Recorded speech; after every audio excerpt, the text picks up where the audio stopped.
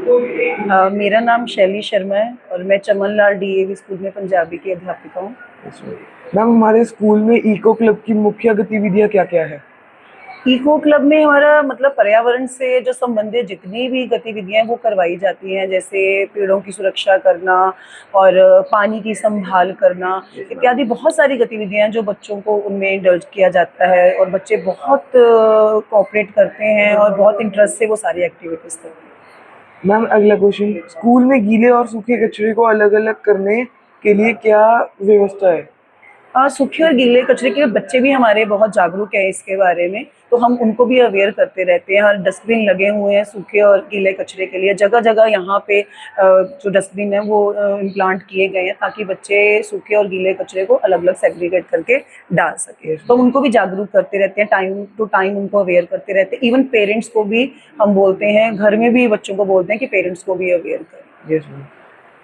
छात्र eco club की गतिविधियों में कितनी दिलचस्पी दिखाते हैं?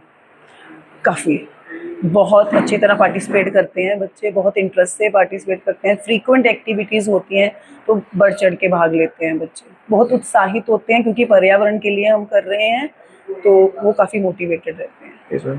क्या स्कूल परिसर में डिस्पोजेबल प्लास्टिक पर पूरी तरह से रोक लगा दी गई है? हाँ, बिल्कुल। इवन हम टिफ़िन में भी बोलते हैं कि आप जो फ्रेश रैप है नहीं लेके आनी है और प्लास्टिक के लिए भी हम मना करते हैं बच्चों को। कहीं पे भी स्कूल परिसर में आपको गिरा नहीं मिलेगा, इवन डस्टबिन में भी नहीं मिलेगा क्योंकि अलाउड ही नहीं है। Yes ma'am. स्कूल की हर्बल नर्सरी और किचन गार्डन में की देखभाल कैसे की जाती है? हर्बल नर्सरी और किचन गार्डन के लिए माली भैया हैं यहाँ पे। इवन टीचर्स की भी हम भी फ्रीक्वेंट जाके वहाँ पे विजिट करते हैं, बच्चों को विजिट करवाई जाती है। बहुत सारे हर्ब्स हैं वहाँ पे जो नेसेसरी हैं, तो बच्चों को नॉलेज दी जाती है और टाइम टू टाइम उनका चेकअप होता रहता है। तो मतलब माली भैया भी ध्यान रखते हैं, टीचर्स भी रखते हैं, इवन बच्चे भी ध्यान रखते हैं इस यस चीज़ का। मैम। पानी की बचत के लिए इको क्लब ने हाल ही में क्या कदम उठाया है? पानी की बचत के लिए, यस मैम। पानी की बचत के लिए देखो हम ये बोलते हैं, जैसे हम छोटी सी एक उदाहरण देती हूँ। बच्चों को बोलते हैं जो बॉटल का भी पानी होता है ना, उसको भी जाके आप अच्छी तरह उसके यूज करिए, उसको गमले में दीजिए या उसका ऐसे यूज करिए। और घर में जो आरओ होता है उसका जो पानी वेस्ट होता है उसका भी कैसे इस्तेमाल कर सकते हैं। Yes ma'am. पुराने कागजों और कॉपियों के सही इस्तेमाल के लिए क्लब क्या प्रयास करता है? ये बहुत अच्छा क्वेश्चन है क्योंकि हम ये अक्सर बच्चों को ये बोलते हैं कि आपने पेज वेस्ट नहीं करने हैं। पुरानी नोटबुक है तो हम कभी नहीं कहते हैं कि नई नोटबुक खरीद लो, पुरानी है तो पुरानी नोटबुक को कंटिन्यू कर सकते हैं, तो उससे बहुत फायदा होता है। इवन पुरानी नोटबुक्स हमारे बच्चों में ट्रेंड है, पुरानी बुक्स वो बहुत यूज करते हैं, तो इससे बहुत बचत होती है, पर्यावरण को भी बहुत लाभ होता है। ई कचरा प्रबंधन के लिए स्कूल में क्या पहल की गई है? इसके लिए जगह जगह पे डस्टबिन लगाए गए हैं और बच्चों को भी बोला गया है, बच्चों को अलग से हम एक पॉली बैग उनको बोला है लाने के लिए ताकि जो सारा वेस्ट है वो उसमें कलेक्ट कर सकें। Yes ma'am. पर्यावरण दिवस और पृथ्वी दिवस पर स्कूल में क्या विशेष आयोजन होते हैं? बहुत सारी गतिविधियां करवाई गई हैं, बच्चों को पोस्टर मेकिंग करवाई गई है, नारे बच्चों ने रैली वगैरह की है, नारे बच्चे लगाते हैं, लिखते हैं स्लोगन्स, और क्लास में कविता गायन का वो किया गया है। तो उस हिसाब से बहुत सारी गतिविधियां हम करवाते हैं। क्या छात्रों के माता पिता को भी इन पर्यावरण पर्यावरण अभियानों से जोड़ा जाता है? हाँ, बिल्कुल, उनको भी जोड़ा जाता है, ग्रुप में मैसेजेस जाते हैं बहुत सारे और बहुत अच्छी तरह से पर्यावरण के साथ बच्चे भी क्या उनके पेरेंट्स भी, हम जो भी गतिविधि करते हैं बच्चों को बोलते हैं कि जाके अपने पेरेंट्स से भी डिस्कस करिए। तो वो घर में भी पूरा हमारा कोऑपरेशन जो है वो पेरेंट्स का भी रहता है, वो भी हमें सजेशंस जो हैं वो देते हैं इस चीज़ के लिए। स्कूल में बिजली बचाने के लिए इको क्लब क्या नियम लागू करता है? बिजली ये बहुत ज़रूरी है, एनर्जी सेविंग बहुत ज़रूरी है क्योंकि ये रिसोर्सेज से ही आगे सारा भविष्य हमारा निर्भर है।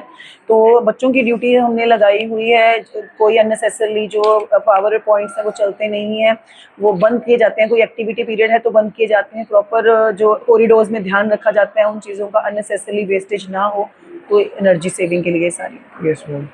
कंपोस्ट पिट की क्या स्थिति है और इससे कितनी खाद बनती है? जो सूखा कचरा है जैसे पत्ते हो गए या और चीज़ें हैं, फल के छिलके हो गए या कैंटीन से जो ऐसा वेस्ट आता है जिसको हम कन्वर्ट कर सकते हैं, तो आई थिंक ये पहल हमारा स्कूल कर रहा है और आगे भी करता रहेगा कि उसको इकट्ठा करके जो है वो दिया जाता है ताकि उसकी खाद बनाई जा सके और कुछ जो है वो पौधों में इस्तेमाल की जाती है। विप्रो विप्रो अथेरियन प्रोजेक्ट जैसे मंच बच्चों के लिए क्यों जरूरी है? ताकि वो पर्यावरण के लिए और भी ज़्यादा जागरूक हो सकें और उसमें बढ़ चढ़ के भाग ले सकें। ऐसे प्रोजेक्ट को हम सच में अप्रिशिएट करते हैं ताकि बच्चों की भागीदारी को और ज़्यादा कंफर्म किया जा सके कि बच्चे ज़्यादा से ज़्यादा पार्टिसिपेट करें, ताकि हमारे देश का भविष्य और इवन पूरे विश्व का, क्योंकि पर्यावरण एक जगह का या एक देश का मुद्दा नहीं है, ये पूरे विश्व का मुद्दा है। पक्षियों के संरक्षण संरक्षण के लिए स्कूल परिसर में क्या व्यवस्था है?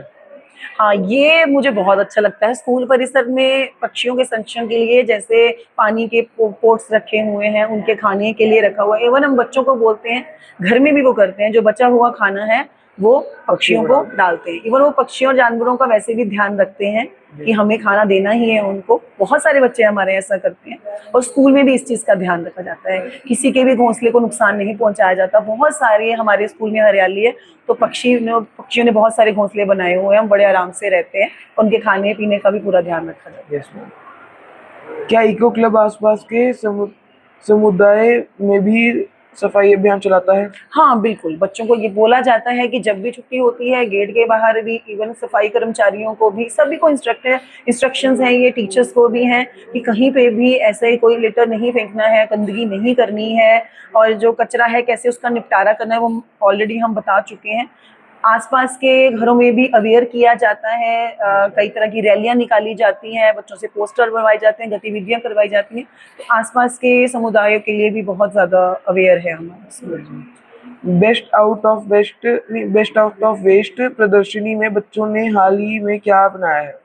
बेस्ट आउट ऑफ वेस्ट में बहुत सारी चीज़ें बच्चों ने बनाई हैं। उन्होंने पेन स्टैंड बनाए हैं, उन्होंने वॉल हैंगिंग्स बनाई हैं, उन्होंने इवन अपने फालतू सामान को रखने के लिए, वेस्ट सामान को रखने के लिए वेस्ट से ही कई चीज़ें ऐसी बनाई हैं, या ज़रूरी सामान को रखने के लिए जो एक डिज़ाइनर पीस की तरह काम करती हैं।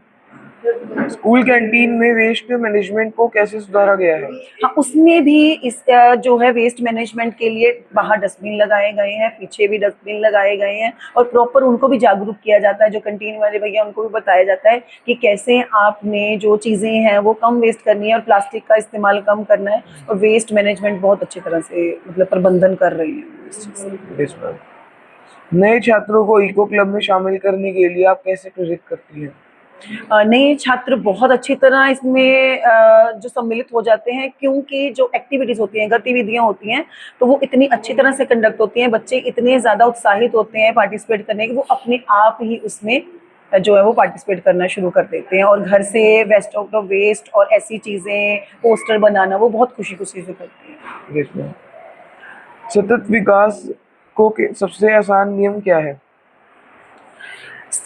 जो SDGs हैं, सतत विकास गोल्स हैं, उसमें जो मेरा मनपसंद है वो नंबर 15 है, 15, धरती पे जीवन, जो हमारा मोटिव भी होना चाहिए। क्योंकि अगर पर्यावरण ठीक रहेगा तो हम सब ठीक रहेंगे, हमारी सेहत ठीक रहेगी तो सारा विश्व ठीक रहेगा, है ना। तो वो सबसे ज़रूरी है, क्योंकि सेहत सबसे ज़रूरी है। तो नंबर 3 और नंबर 15 सबसे ज़्यादा ज़रूरी है। Yes ma'am. हमारी प्रोजेक्ट टीम को आप क्या शुभकामनाएं और सलाह देना चाहेंगी? मैं यही शुभकामनाएं देना चाहूँगी कि आप जो काम कर रहे हैं, जिस प्रोजेक्ट पे काम कर रहे हैं, पहले तो वो बहुत मैं अप्रिशिएट करती हूँ, और दूसरा आप लोगों को भी बहुत अप्रिशिएट करती हूँ, क्योंकि आपने ये इनिशिएटिव लिया और आप ये कर रहे हैं। और इसी तरह ही पर्यावरण के उसमें काम करते रहेंगे तो बच्चे और भी ज़्यादा मोटिवेट होकर आपके साथ जुड़ेंगे और एक मुहिम लंबी चलेगी और सारे विश्व में फैलेगी। Thank you. God bless you and